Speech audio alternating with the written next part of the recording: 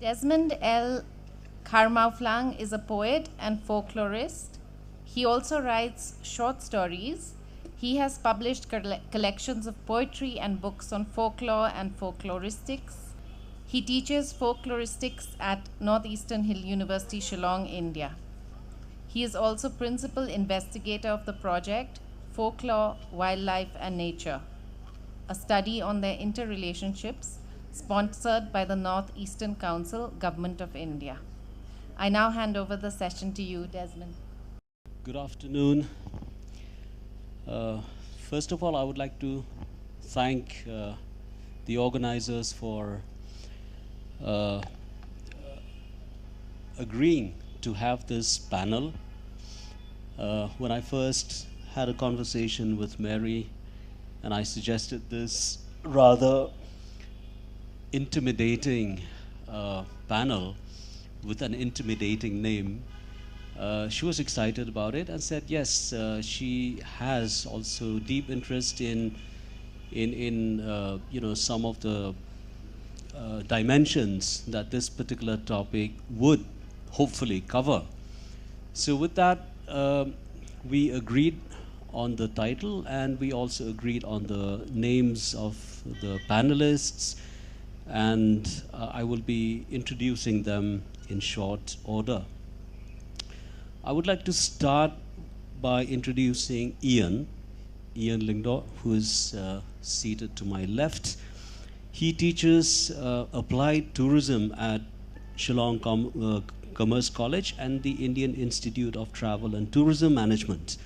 He is also the General Secretary of the Meghalaya Tourism Development Forum, the Swimming Association of Meghalaya, and he is Vice President of the Meghalaya State Olympic Association.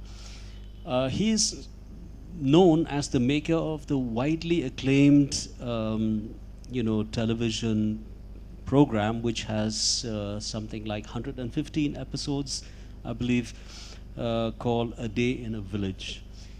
He authored this book, Finding the Root Bridges of Meghalaya, and this is something that we will start. This book will hopefully will provoke a discussion in the first round. The time allotted to us has been a little limited, but then we shall try to cover the business that we have at hand. To my right, Naba Bhattacharjee needs no introduction. Born and brought up in Shillong, he joined the Indian Forest Service and left the service after 2 decades, right? In order to blaze a trail on his own as what he calls impact assessment specialist. He has about 100 publications on environment and natural resources to his credit, and he serves as advisor on many panels and committees on subjects of the environment and resources. We will also be talking about Naba's book in the second part of the panel discussion that we will be having.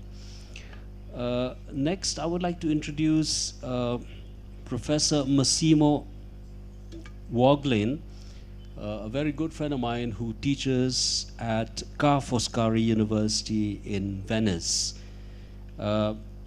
He describes himself as following a research path of compulsive disciplinary nomadism syndrome. I'm sure he will be able to explain what he means by that. But to my understanding, he is somewhat of a polymath, which means he has a lot of fields that he has specialized in, and he constantly moves from one discipline to another, bringing about or maybe creating a labyrinth of network, in his pursuit of knowledge. He has worked on human organizations, and he has pioneered the use of neural networks in economics. He has also done laboratory experimentation on the emergence of language and grammar. So we see him as a linguist as well. And he has also done geometric modeling of semantics. He has written extensively on habits and routines, the spontaneous division of labor, collective memory, and interpretation. He has been associated as visiting professor at many universities. The notable ones I'm mentioning are Stanford, Harvard, the University of Michigan, Southern Denmark University, and JNU. More recently, his research interest has been migrating towards environmental humanities and the study of interactions among species. Now, this is something that has brought him to Meghalaya, and we will invite him to talk about that aspect of his experience as well. So having introduced the panelists, I would like to first invite Ian to give us a very brief outline about the work, the book that he has authored, and you know, the experiences that he had writing the book, and obviously the experiences that he accumulated, you know, in order to pen down this book. So, Ian.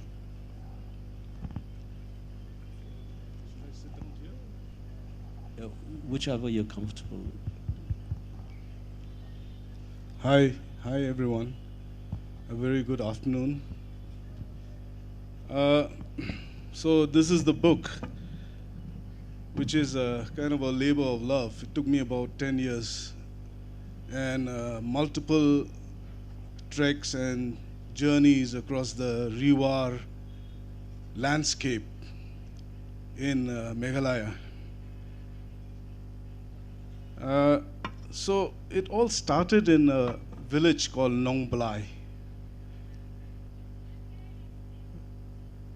So we went down to Nong Blai with a group of guides and friends, and they said that there were 16 living root bridges in Nong Blai, and this was quite amazing because the bridges are not so numerous in a single village. Nong Blai is a small hamlet with about 30 households, and it's quite a distance going down. And I mean, forget the going down, coming up was really tiring. And so we went down and found out these 16 organisms. I call them super organisms because the Ficus elastica tree, being an organism, has been transformed into a super organism, a structure which facilitated the economy of that village. So it started there, and if you look at this presentation, the map, you can see that the dots out there, this is the area where the root bridges, it's not only root bridges, it's structures. So this area is basically Rewar Mingi, Rewar Sepngi, and War Jaintia areas. And these are the areas where you find these living root structures, and nowhere else in Meghalaya. This was something which the forefathers of the War people, through their ingenuity, constructed them for the next generation. I was thought about having a name for this book. So when I thought about it, 5,500 miles south of this area, the Rewar area, about 560 kilometers east of this area, there's a living root bridge in Nagaland. It's a very rudimentary structure, just a log of wood with the, with the roots being extended from one end to the other end. It's a very simple, not as complicated and complex like the root structures that we have. If you go north, thousands and thousands of kilometers, you will not find any living root structures, or west. It's only in Sumatra, 5,500 kilometers from the location, that you'll find a root bridge, but it's only 25 meters. There are about 3 root bridges in Indonesia, in the island of Sumatra. And not as numerous as in the Rewar area. So it's something unique. It's about a civilization. It's about a culture. It's a ficus culture. And these indigenous people made these structures. So what we see, what is popular is the bridges, but in my journeys I found out that it had something to do with religion. The ficus tree is a sacred tree in some villages. It is used in religion, and it's considered as the guardian of the forest, because it is in that tree that so many living organisms live, and in the tree that kept the soil together, and the tree that facilitated the people to cross these, how much rain we get in the southern slopes of the Khasi Hills. It's like the highest rainfall area all along, from Dauki, from War Jaintia to Mausanram. So these bridges took them across to their fields. Without these bridges, the backbone of the economy would have been severed. So, and when you talk about the other structures, we found out that they had ledges along the cliff face. The whole of the Rewar area is landscape, amazingly landscape, with the betel nut groves, the betel nut leaves, the oranges plantations, the broom grass. It's basically a horticultural, agricultural, community. And the landscape, if you look from afar, you'll just see a forest, but every inch of the land. So this book is about my experiences there. And the structures that I found out were steps, steep areas, slopes where you cannot, during a heavy downpour, it's impossible to walk down to the fields. They carve steps and railings out of the roots of the tree. Then you have the retaining walls. The trails, we have so many trails, ancient trails, where people walk from one village to the other. They go all the way to Sylhet, from Joai, from Peninsula, from Lalinkot, all these trails. Along these trails, some of these trails, you'll find remnants. And these trails would not be surviving today if not for the roots of the ficus tree, which held the soil together, which held and of course, some bioengineering, very basic bioengineering, but they understood the world around them. The forefathers understood the world around them. Incidentally, my grandfather comes from a village called Rewai, where you have the famous Rewai Bridge connecting Nowet. So the retaining walls were very interesting. Then you have the platforms in a village called Umnyotmar. There's a platform on top. So I wondered, why did they need to have a platform? It's very close to the border of Bangladesh. So probably to look out for, if there were any thieves or animals that would destroy their crops.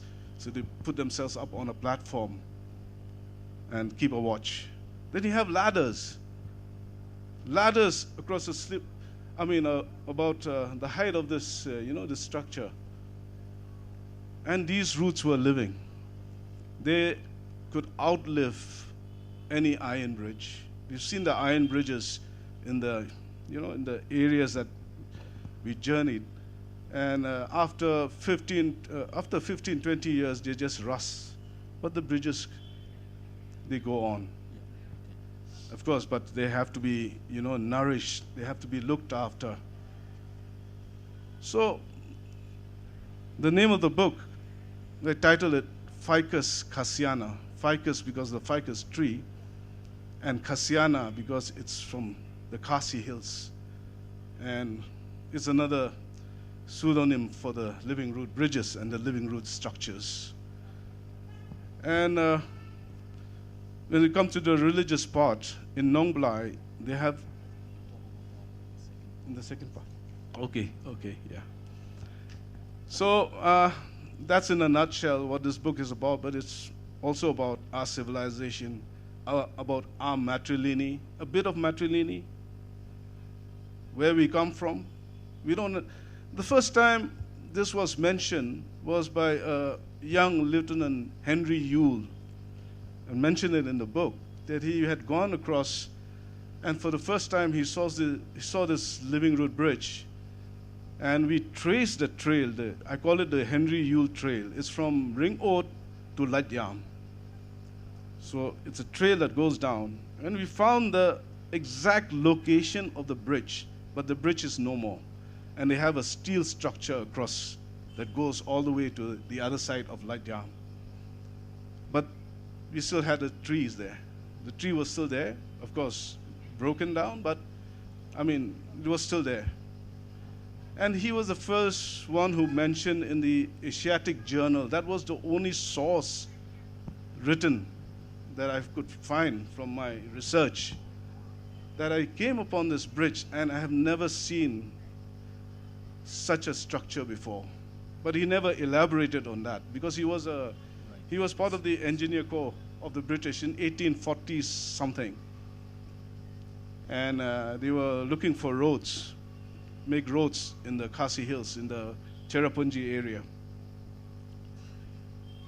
Okay, yeah, so Desmond is a bit, yeah.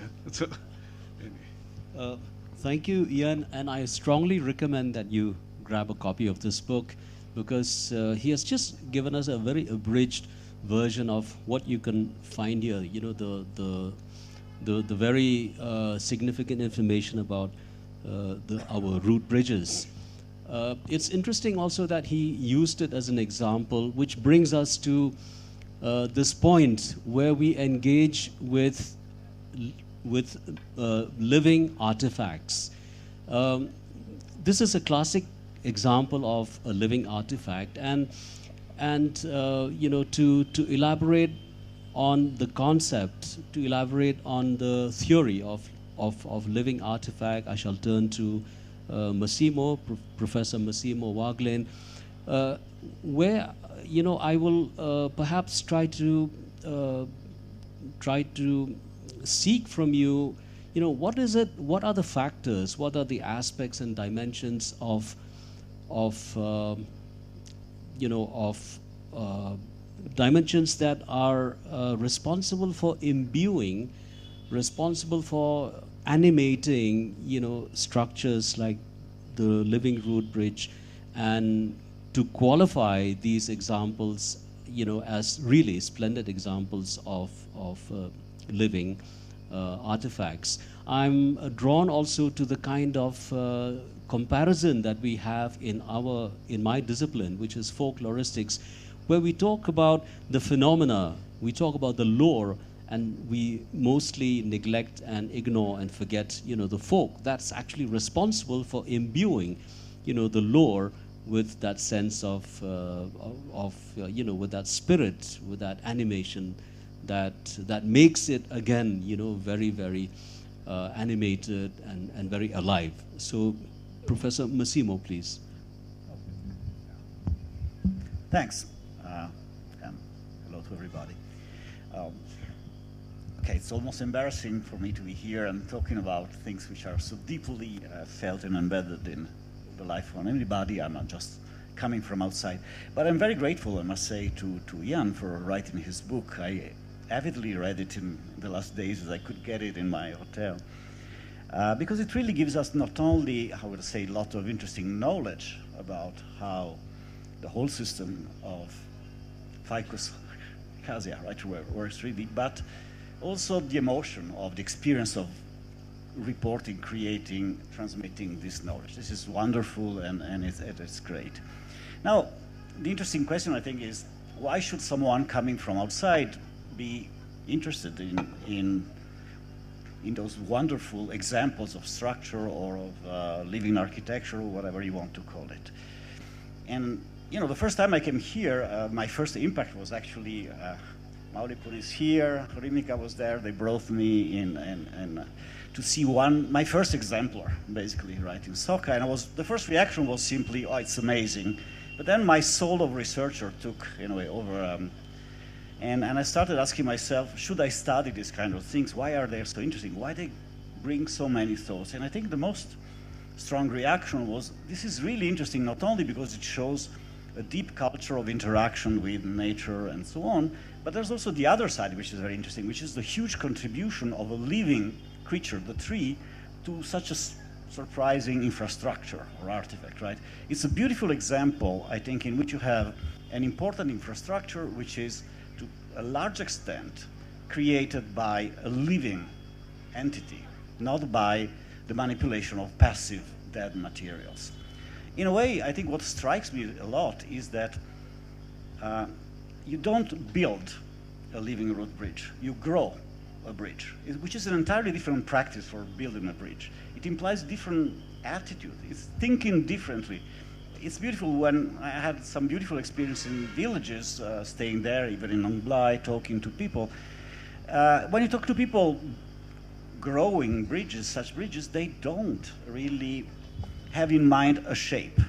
They think about how the plant will react, what are the moves, how to interact with the plant, how to drive it, how to provide incentives to the plant to do this and that. It's really a kind of social interaction that you have with another player who is equally contributing to it. And the shape of the bridge is not just in the mind of the designer, it's really also in the strategies and the behavior of the plant. This is really beautiful, and that makes it such an extraordinary example of what has become now a little bit fashionable when you talk about design practice, thinking about living artifacts, artifacts in which living entities contribute to the design and to the life of the artifact. I would like just to point to a couple of things that strikes me a lot as well. One is that it's a cooperation between the tree and the humans, but it's not just a cooperation. There's a lot of negotiation, of bargaining. It's interesting that many people that work on these bridges are a little bit afraid of doing it. There's a potential threat. You know that young people shouldn't do it, or maybe families with daughters shouldn't do it, and so on, because the plant can be also overwhelming you. It's so strong, has such a strong agency, such capability to shape things, that it might really overwhelm your own capability of controlling and so on. I think that's another big and interesting issue. How do we negotiate our environment with other entities? And that's fundamental. I'm sure we will talk more about that. So I want to be short. It's lovely. I'm so grateful that this book has been written. I hope another book will be written another day that will tell the same story from the point of view of the tree. Because we know too little yet about how plants live this experience, how they interact with humans, what are their strategies, what pushes them to do this or that, how they respond, how that affects their well-being.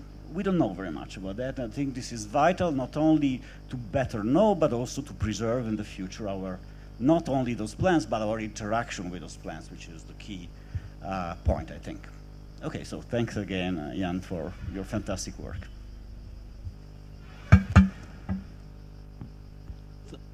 Thank you, Massimo, for making those very telling comments on the concept of living artifacts. And what struck me particularly was your use of the phrase, these bridges are not built, but these bridges grow.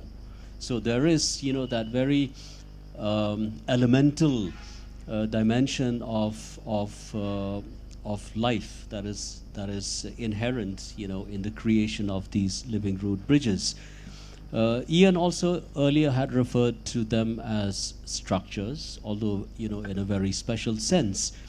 Now I would like to invite Naba, with your vast experience in forestry, in forest administration, as a member of the Indian Forest Service, and also your vast experience in dealing with natural resources.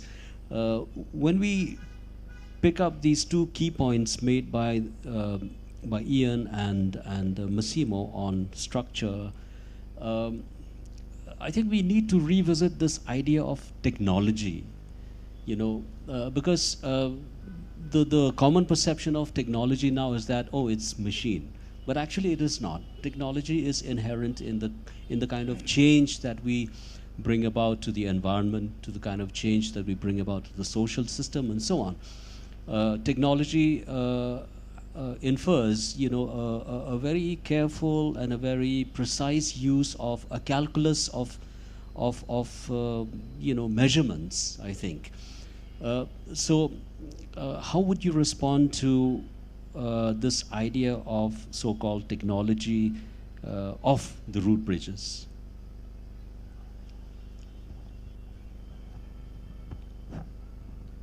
Thank you, Desmond. Good afternoon to all present here. Yeah, I think when you talk of living root bridge or artifacts, they are very much an innate and integral part of our biodiversity.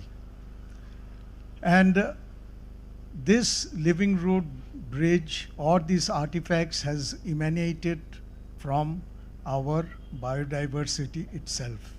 It's one of the byproducts. Now what we have seen, there has to be a harmony between technology, what you said, and the tradition. Now these living root bridges are something which we consider as something a wonder of nature. It definitely is. But when you see the uniqueness of these bridges, we need to go back to our tradition. You see, these bridges, Jan has written on these bridges, but they have not emerged overnight. You see, the forefathers, the tradition has nurtured.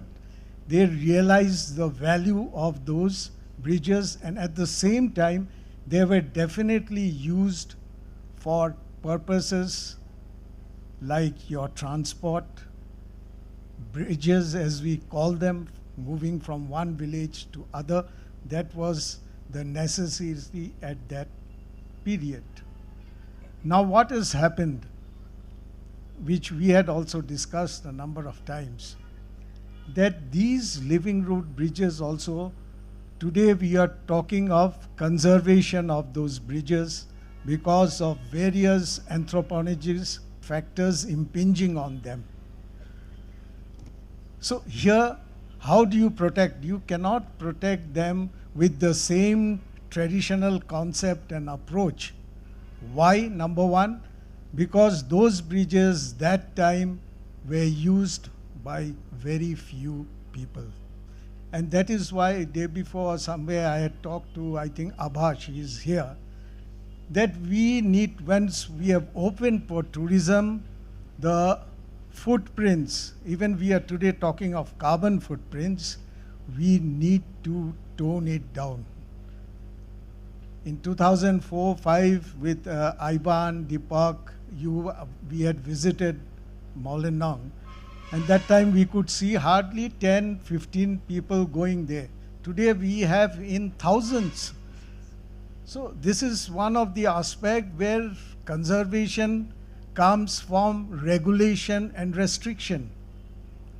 So tomorrow, to reclaim those bridges, which we'll talk later how we are reclaiming other components of nature. You will have to take the use of technology, and it will not have the same essence like which nature has given. So we are destroying what nature has bestowed on us, and even if we use technology to revive it, it will not have the same importance and traditional value which our living bridges have today.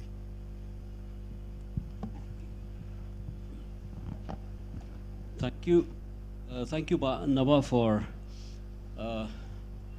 for engaging with the technological aspect of the living root bridges.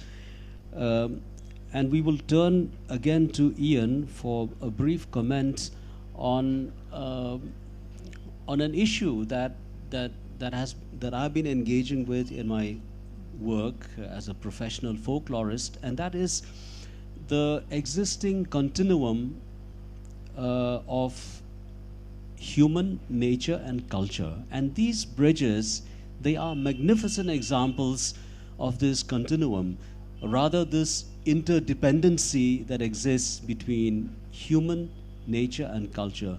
These bridges were created by humans, but then it was also through the collaboration that humans received from nature.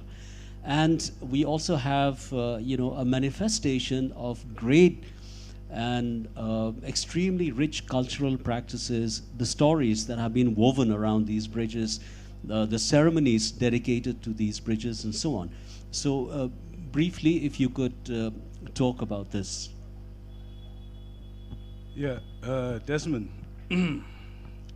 So basically, by writing this book, I wanted to open a window to understand our civilization, our culture, of the people, of the Khasis, of the War people.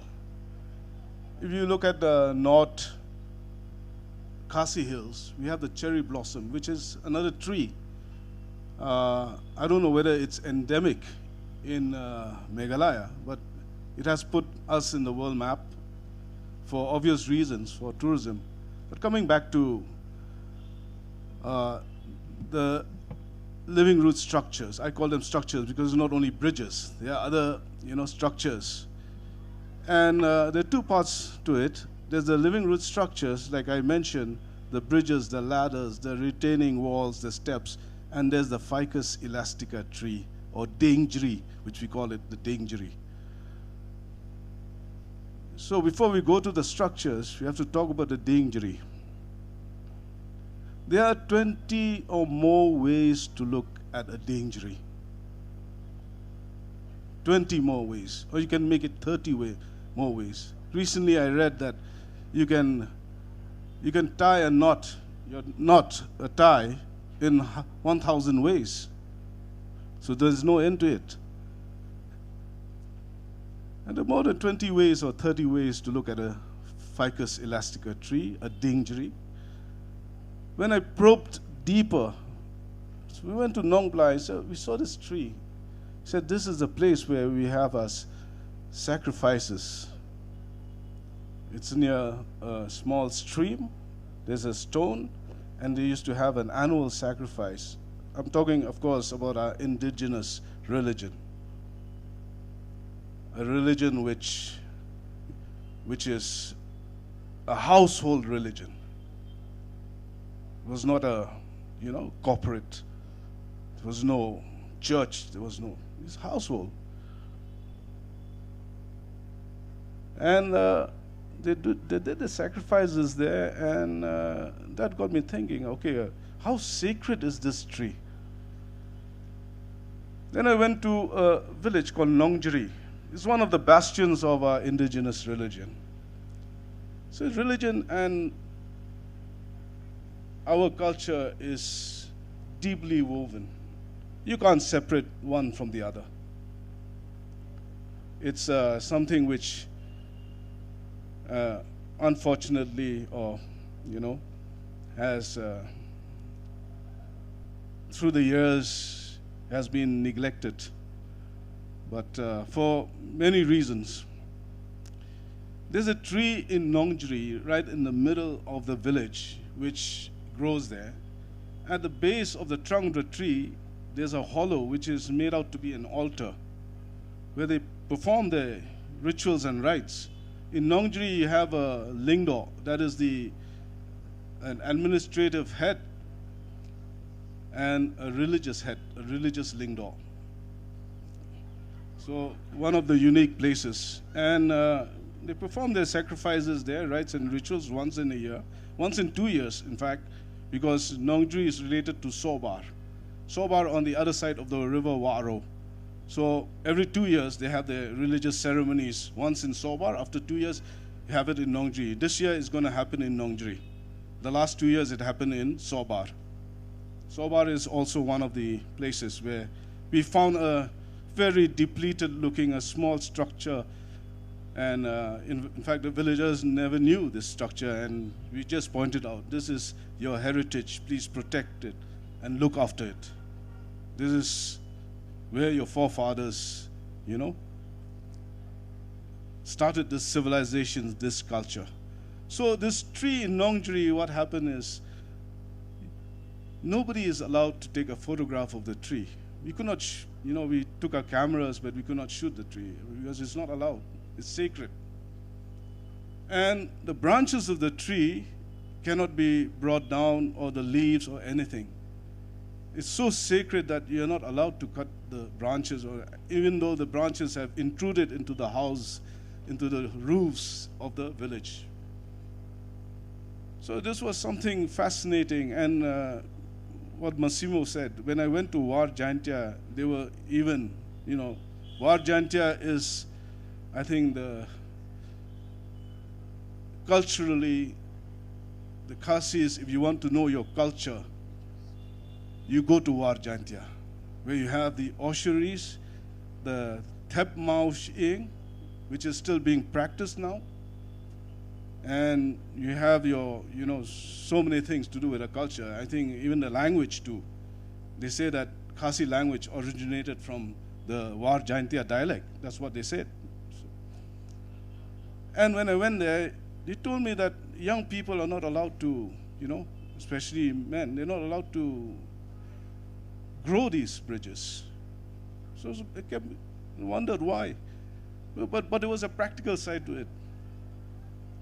The practical side was it was dangerous to make these bridges across, gorges, across. You should see the bridge in, it's called Jingking Myor in Nongbao Maoshut, across the river Sora. It's about more than 100 meters up, and it's certainly very dangerous to make that bridge. It's the highest bridge, root bridge, about 25 to 30 meters, and it's about 100 meters, and a drop from there would just, what is amazing is how did they propagate those roots to the other side. So it has become a way of life for these cultures.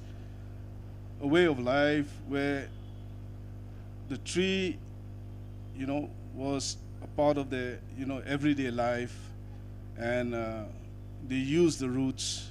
They grew the roots, like Massimo said, and till today, now that it has gained recognition all over, you have the double-decker bridge. It's become more of a tourism fascination.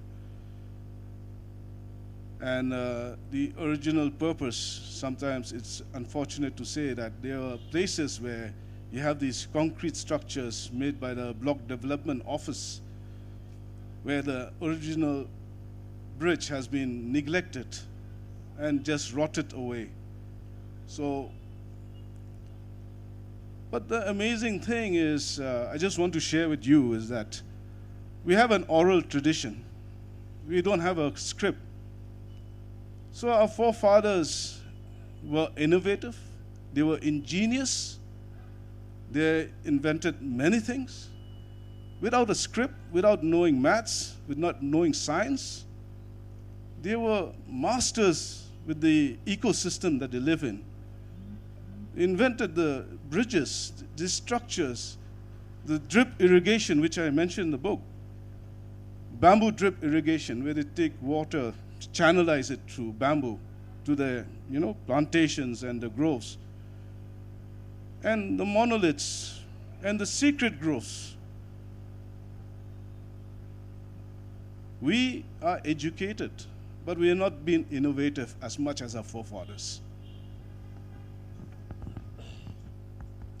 Thank you, Ian, for commenting on the issue that I had raised, that I had tried to provoke, and you have given wonderful examples citing from the experiences that you've had. I think our ancestors or the old ones knew a far superior science, a far superior mathematics, a far superior, technology even. And which brings me again to Massimo at this point of time to comment on, the ecological makeup of the bridges, in the sense that, we, in trying to build a context for the bridges, we also need streams and rivers. Obviously, otherwise, it becomes a futile and an incomplete exercise. So in your experience working or collecting information of the root bridges, perhaps you could also comment, on streams and rivers and water bodies, because this would provide a prologue, to Naba's book here, who has written extensively on river systems and water bodies.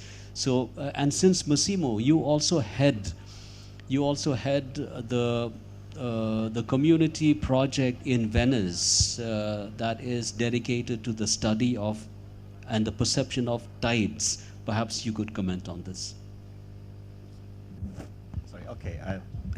I hope I can be very short responding to such a long question in a way, but yes, of course.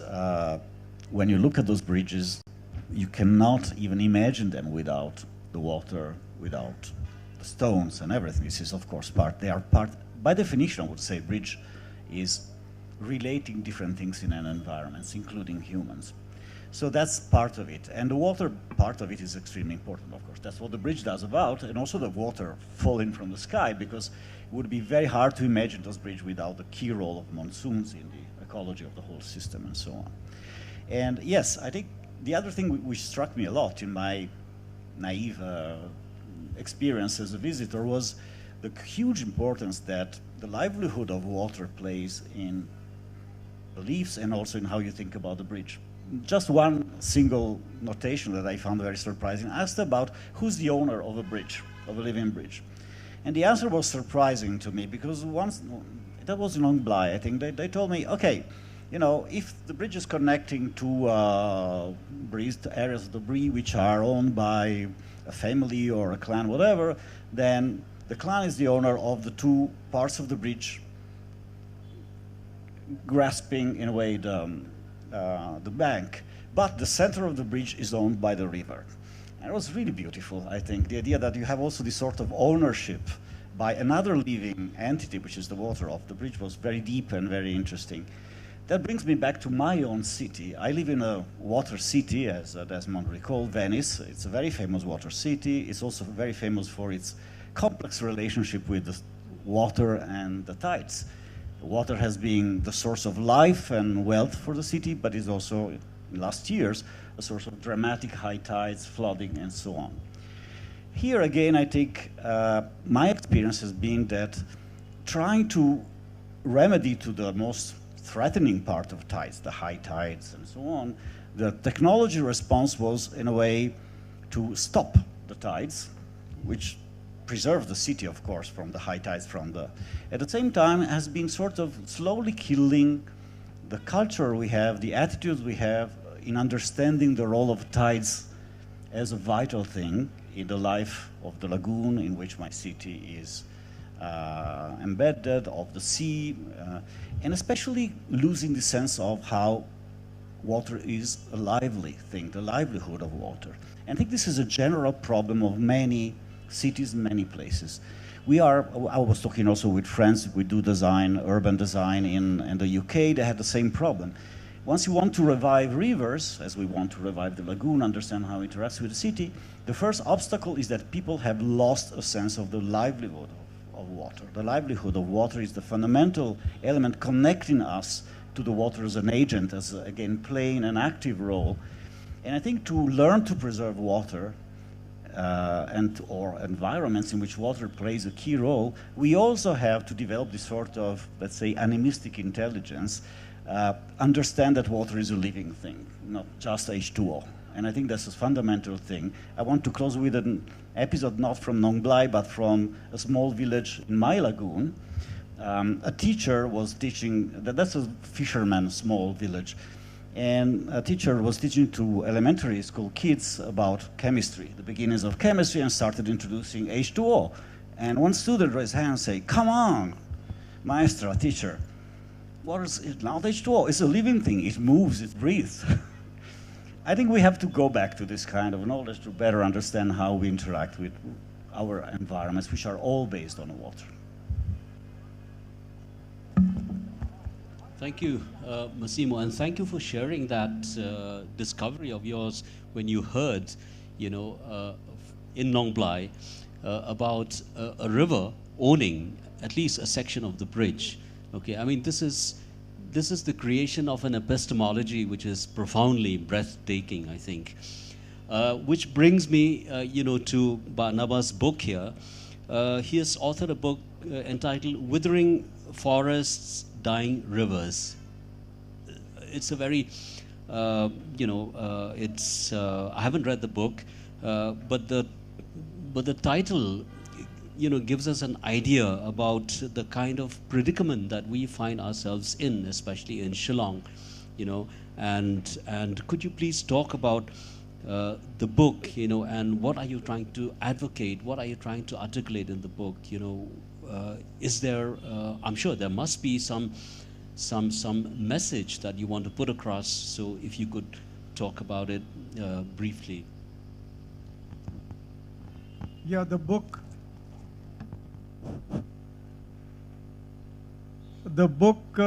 which I have written, or rather it's a collection of various publications picked up from there.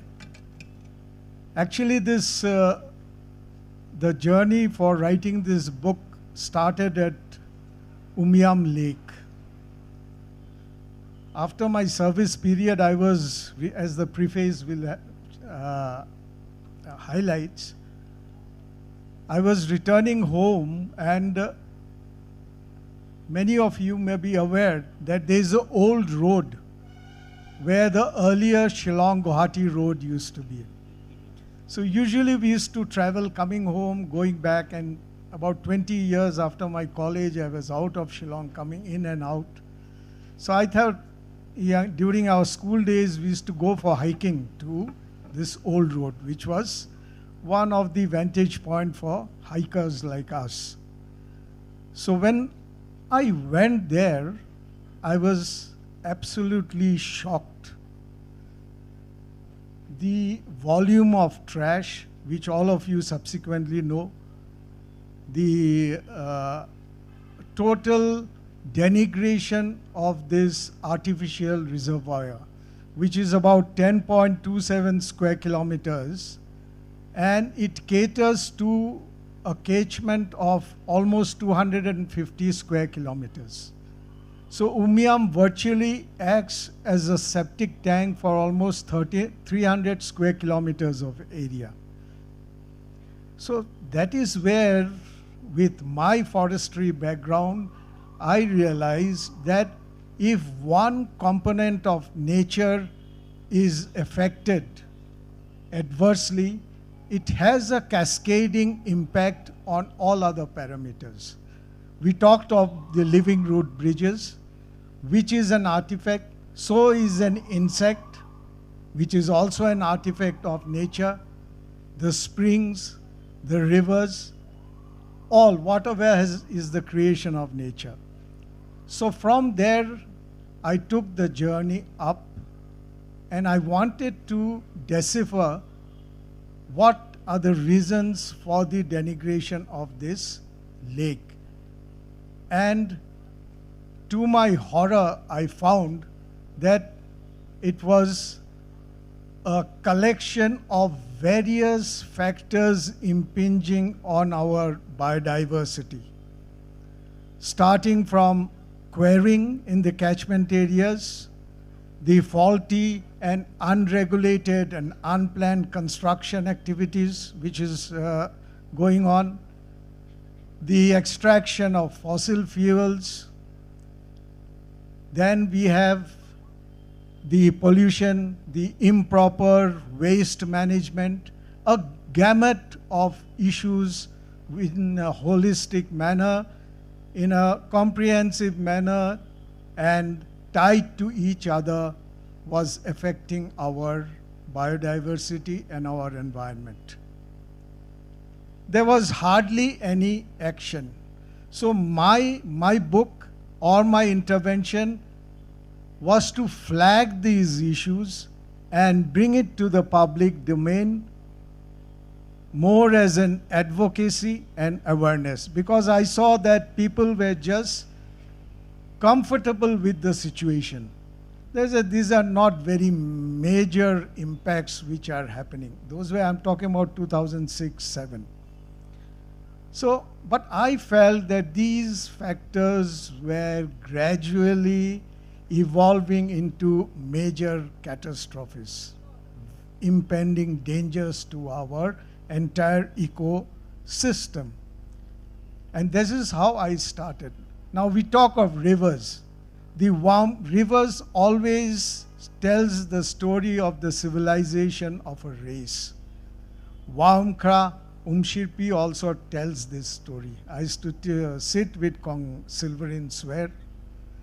Like my friend, my elder sister Bijoya said, we may have our roots in Sylhet, but we are no less part, an integral part of this Khasi community.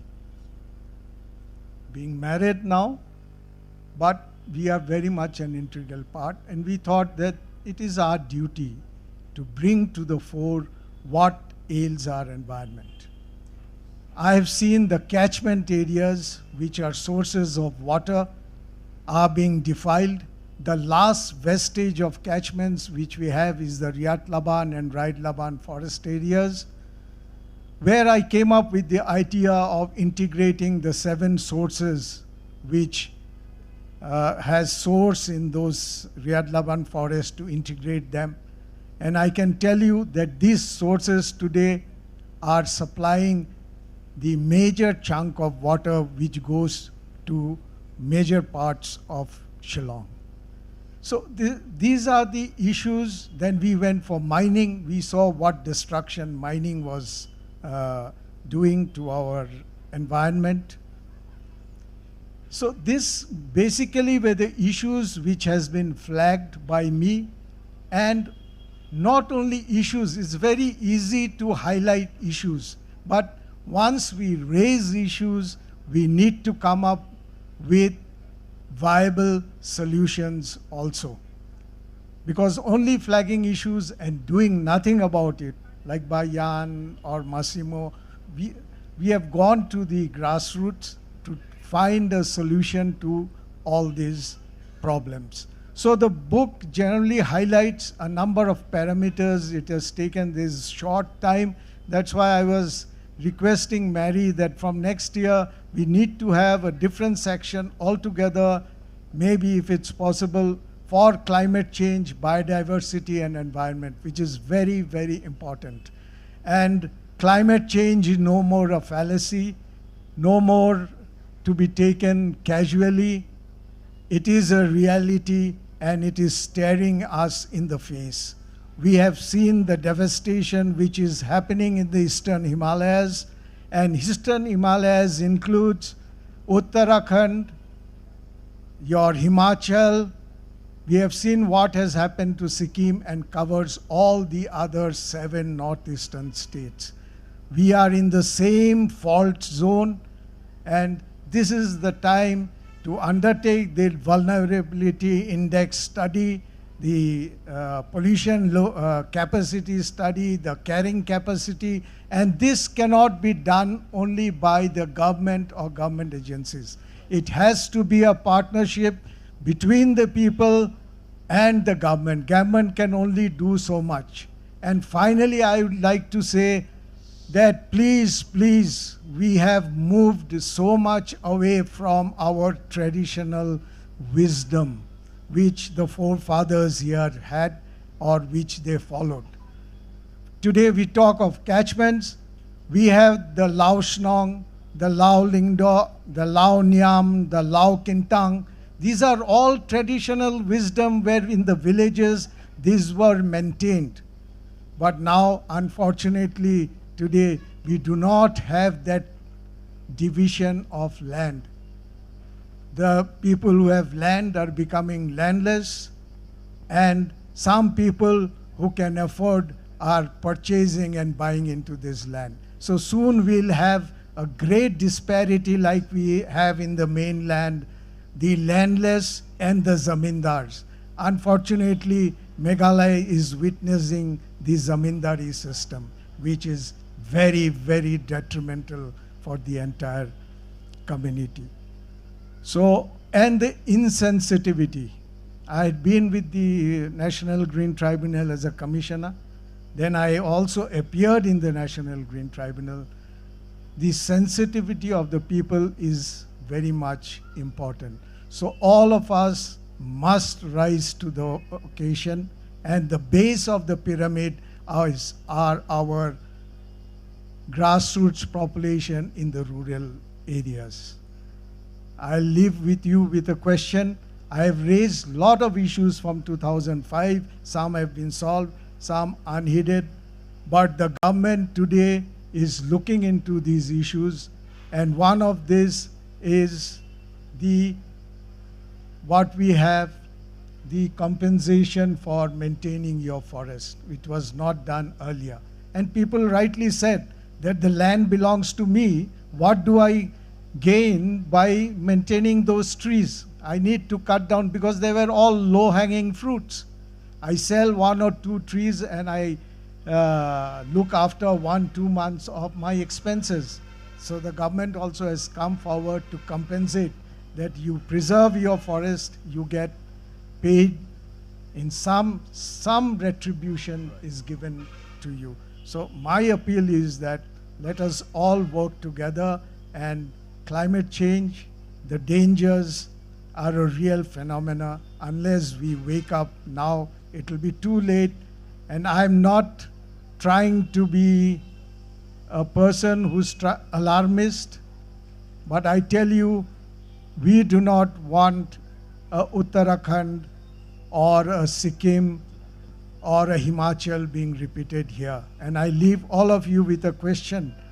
Can you imagine, I've done a study, if there is a breach in Umiam Reservoir, can you imagine what will happen? We will no more have the Reboy district and beyond. Thank you, Kublai. Thank you, Naba. This is the book that Naba has authored, and I sincerely hope that it is not only designed to flag very pertinent and disturbing issues, but I hope that the government also takes it as a policy support. So with these words, and Bulbul is flagging me also to say that we are completely out of time. So I would like to, first of all, thank the panelists, Ian Lyngdoh, Massimo Warglien, and Naba Bhattacharjee for really enriching this panel with very animated discussion. The points that the issues that you have flagged, the issues that you have raised, and the discussion that you have provoked would resound and resonate for a long time to come. And I thank the organizers for again agreeing to have this panel. Thank you very much.